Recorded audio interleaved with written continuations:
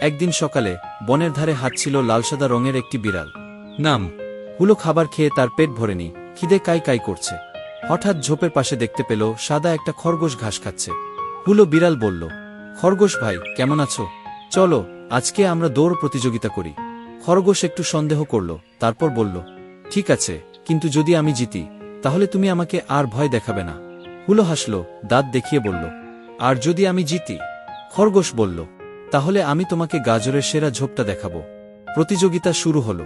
হুলো গুটি গুটি পা ফেলে দৌড়াচ্ছে, আর খরগোশ লাফিয়ে লাফিয়ে এগিয়ে যাচ্ছে। কিন্তু হুলো কৌশলে বলল, ওরে খরগোশ, পেছনে একটা শেয়াল দেখলাম। খরগোশ ভয় পেয়ে থেমে গেল, পিছনে তাকালো, আর তখনই হুলো তাকে টপকে গেল। কিন্তু খরগোশও কম চালাক নয়।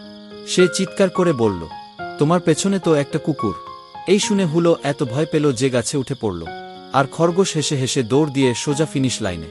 শেষে খরগোশ বলল, বুদ্ধি থাকলে গাজরও বাঁচে, জীবনও বাঁচে।